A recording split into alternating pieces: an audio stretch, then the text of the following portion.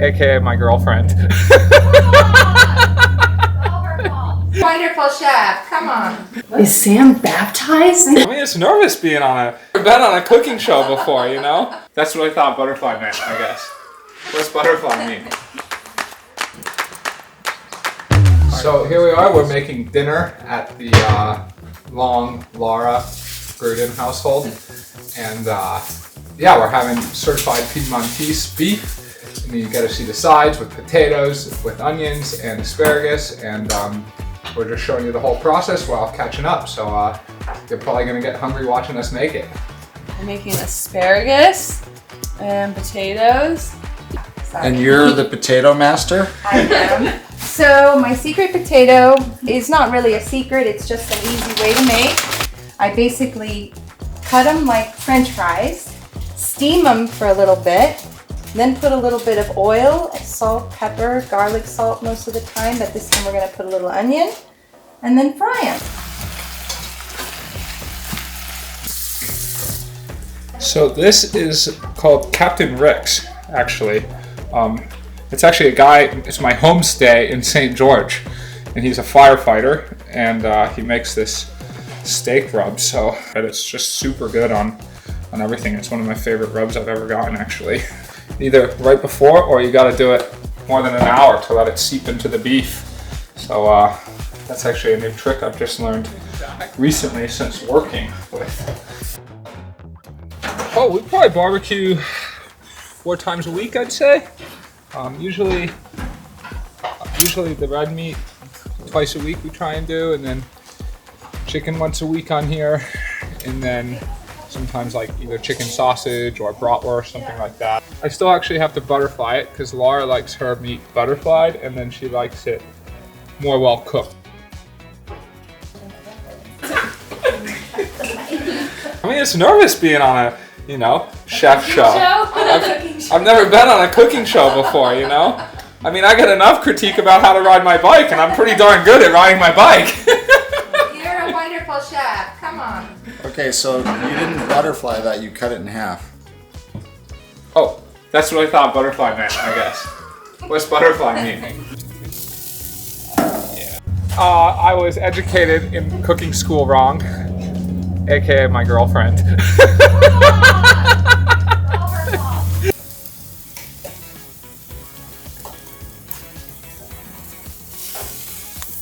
And I thought what a butterfly cut meant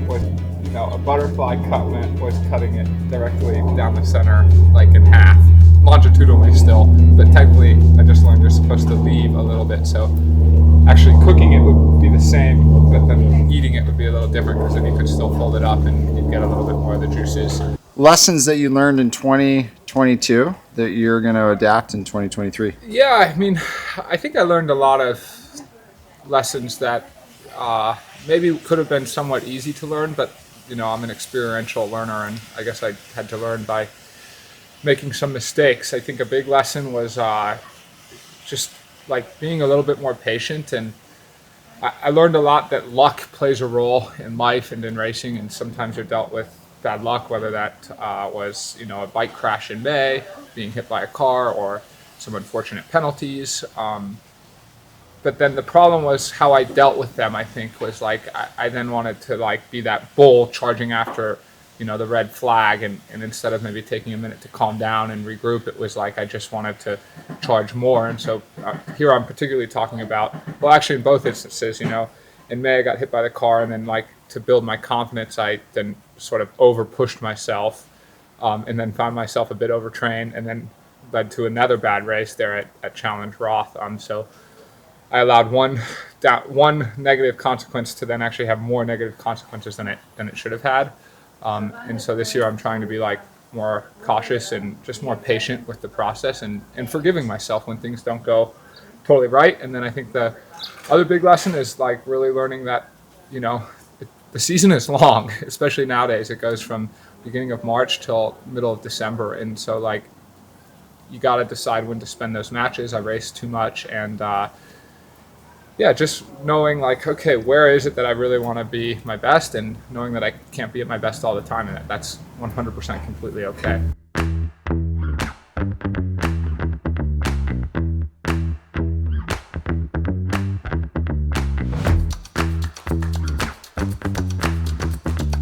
so when I first found out I was a dad, I was actually riding my bike.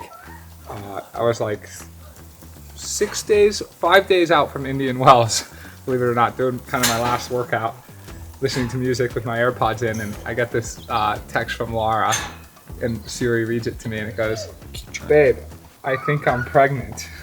And in that moment, of course, I'm like, "Whoa, this is crazy," and thinking about it, and at first there's a whole rush of emotions, like, well, I'm only 27, I'm very focused on my career.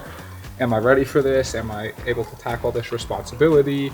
Am I able to provide for the kid financially? This is something that is these questions sort of at first rush up. Exciting. Underneath, it was just like, this is something that is unbelievably exciting, and an amount of joy, and just the creation of life. There's feelings there's really no feeling that's ever quite like that, and makes me feel like, yeah, there's so much more to life than just swim, bike, run, and that's been pretty cool to experience. Looking just about perfect there for my taste, and then we've got some others who are wanting slightly different taste, and it's just nice to see that we can I can confirm this here with the thermometer, so that's a nice way.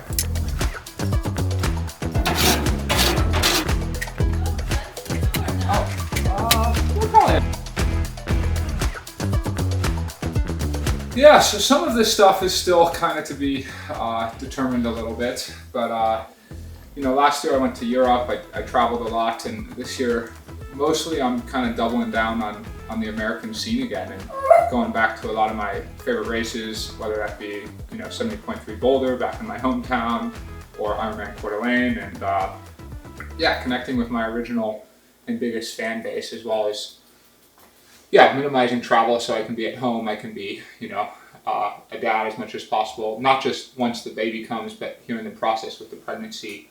And then, of course, there'll still be some overseas travel as I go to the PTO races overseas. And the big question mark is Nice. So far, my Ironmans haven't gone well the last 2 years, so things are off to a good start, looking like I'll be better at Ironmans again, so I'll get a true testament of that at Coeur d'Alene, and then see maybe if Nice is on the cards here.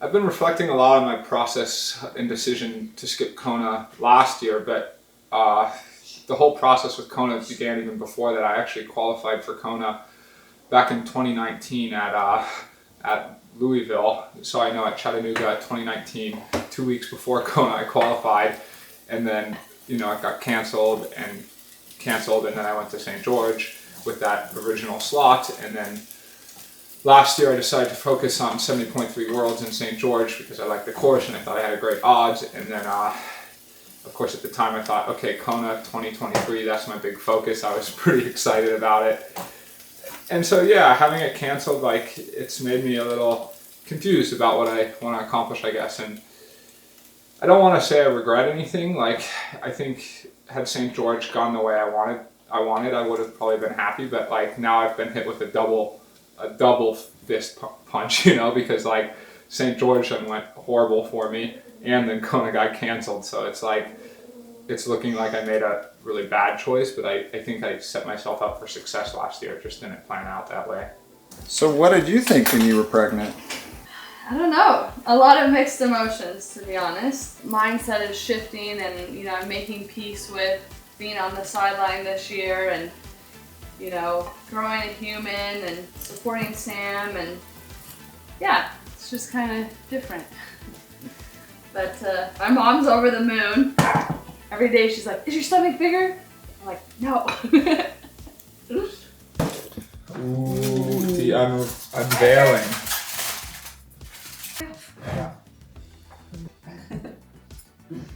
Baby wants this for lunch. Are you going to deprive baby of that? I'm like, what do I possibly say to that? Never. I don't have my steak yet, That's true. I have been dreaming about being a grandma for a while, and I was almost giving up since they're both so into their sport. I thought, oh, maybe I'm not going to be a grandma. So I think I was at that point that I was resigned just to love them as they were doing their sport.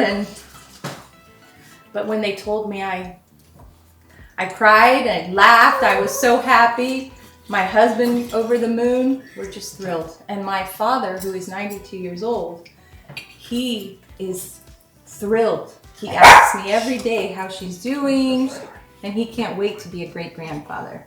So this is homemade gnocchi, and so if people don't know, Lara's family is Italian, and everyone knows Italians make great food, and their whole family is major into making delicious food, and so Grandpa actually has gotten Grandpa Nono, about to be great-great-grandpa Nono, has gotten a big surge of energy now at his ripe 92 years of age, and because of the baby coming in, made this for us here.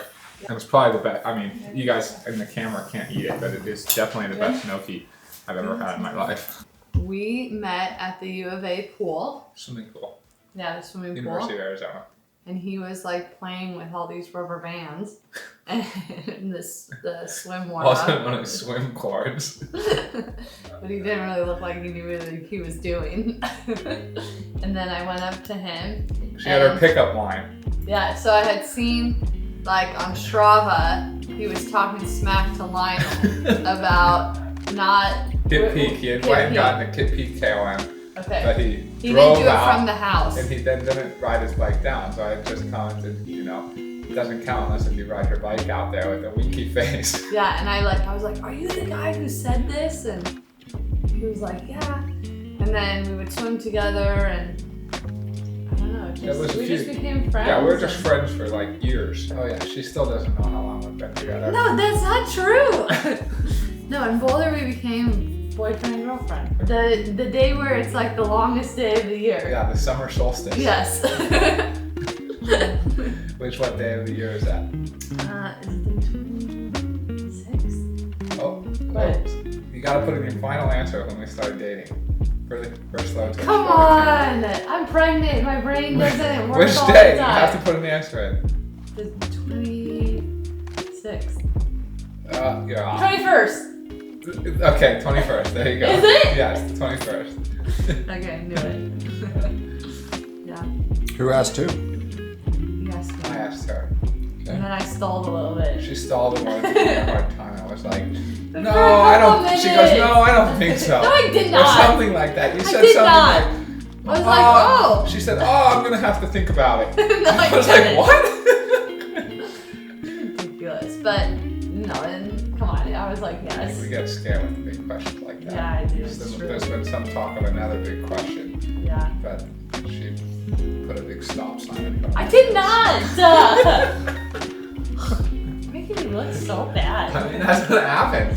I did not put a stop sign, I just put a yield and caution. So I heard this thing that you can't eat ice cream too close to after you eat meat. Or like sweets. Is that true? That your body doesn't process... Only dairy. This is my theory. Oh, it is? Well, I've heard that, you can't process... Like you have to wait your 45 stomach can't minutes or process something. iron and dairy at the same time. They sort of counteract each other, so... Is that true? I don't know. Okay, maybe they can comment and let us know. Exactly. Okay. Get the nutritionists out here. So, are you going to travel with Sam all year? Like, what's your plan? So, I'm going to travel with him at least until, I would say, July. 7.5 months. Yeah. And then we'll see. And then we'll For sure, see. 7 The doctor is months. very supportive because I'm so healthy and, all of that. And, knock on wood, I'm having a very easy pregnancy. So I will support him as long as I can. But if I'm like a house, then it might be a little difficult. I don't really know. I'm still training. I'm still, doing what I can. I've taken on more responsibilities with Sam, trying to do like sponsorship work and emails and invoices and stuff like that, and just kind of behind the scenes just so he can focus more on training. And then, have the baby and That's probably August the biggest 2nd. plan. The biggest plan is to have a rockstar baby. Rockstar baby, and then my grandmother from Italy is coming to help us take care of the baby and teach him some languages. and then, you know, start training again when I can and try and come back to racing. Right when I found out that I was pregnant, Jackie was the first person I reached out to because I was just kind of scared about racing, and you know, we had calculated I was 5 weeks pregnant and I just didn't know, you know, and so she was like, oh, don't worry about it, you're healthy, you're strong. I guess she had done like a full Ironman at 10 weeks, so she's like, you're good. But like the biggest thing that I've struggled with is a lot of these women, yes, they've been great examples, and you know, there's a lot you can follow with them after they've given birth and, you know, after they've come back to racing. But what I've found is that a lot of athletes kind of go dark during the pregnancy, and there just really isn't a lot of information out there. You know, what were they going through when they were pregnant and trying to train? Because you'll see all over social media, you know, women say, oh, I'm having all these super workouts and I'm biking every day and I'm doing this. And to be honest, like, there's no way that that's true, because even me, super fit and taking care of my body, like, there are days that I'm on the couch all day and I can't move. Or, you know, I'd say like month 3 and 4, you know, I could start doing 2 workouts a day, but the first couple months, I mean, you're doing like 1 workout and not hard. It's all aerobic training. But I just wish there was a little bit more information about that process. I remember talking to Chelsea on the phone, and she said, make sure you're just enjoying being pregnant. She was saying that, like, that's one thing she regrets, because, you know, because she maybe trained a little too hard while she's pregnant. There was things after the pregnancy when coming back that she wasn't able to come back so fast because of, you know, certain obstacles. But yeah, it's hard. You really have to learn your body and like listen to your body and be so in tune with it, because you can read all the stuff you want online, but you're the one who knows your body the best. And luckily Sam's my coach, so, you know, it makes things very easy. Yeah, I think deciding to switch coaches, like, it was a really long incubation process, actually. I kind of thought about it maybe for 3-4 months even. And then all of a sudden it was like, okay, boom, I got to make this change. And that became very clear to me right after Ironman Arizona, after I just had several poor Ironmans, and said, okay, got to make this switch, right, the definition of insanity is doing the same thing over and over and expecting a different result. And so I was training really well, seeing results that should have lined me up for Ironman, and it just wasn't happening. So I had to say, okay, I need to try something different.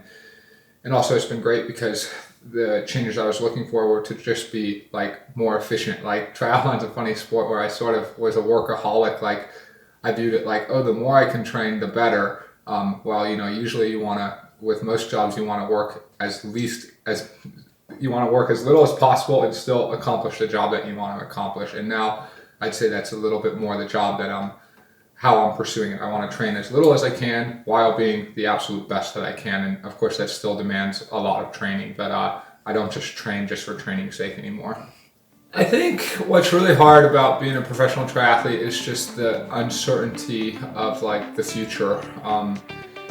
Especially once you're providing for a family, it's going, okay, what happens if I do get injured, or just any number of things that can happen, or what if I just stop being at a world-class level and then, you know, the income falls off, sponsors fall off, and it's like, we don't know for sure how long our financial years will last, which makes things just uncertain and hard to prepare and plan in that sense. I think what's really exciting, I mean, one is like, I love to train and I love to push my body and I love to race and I love to explore the world, but I think what's really cool about a professional triathlete, even over other professional sports, is that we really 100% get to decide our own schedule. So I think that freedom and flexibility to say, oh, I want to race here at this time and I want to go there, or this year I want to stay more at home, or, you know, last year I wanted to go to Europe and spend 9 weeks in Europe. I think that's just, the flexibility to set up the life that I want to lead, both on the race course and then that affects how my life is off the race course. YouTube for me has been kind of a process over the years. I started it a few years ago, mostly sort of on a whim. It was during COVID, just to have like storytelling when nothing was going on, and then been figuring out the process. So this year we really are going to be telling the journey a lot more, and both like the race journey and the typical schedule and race recaps, but also sort of more the personal side of, oh, what's it like to be a dad? Or one thing we're really looking forward to capturing is like the week that goes on before the baby is due, because it's also the week before the PTO Milwaukee race. And I just think that's going to be like a totally behind the scenes that people crave and want to see. And I think you guys will find there's some great content for everyone, whether you want numbers and metrics or more of like the human side and personal side, or side of, you know, the psychology of peak performance. Yeah, go check the YouTube out at Going Long with Sam Long.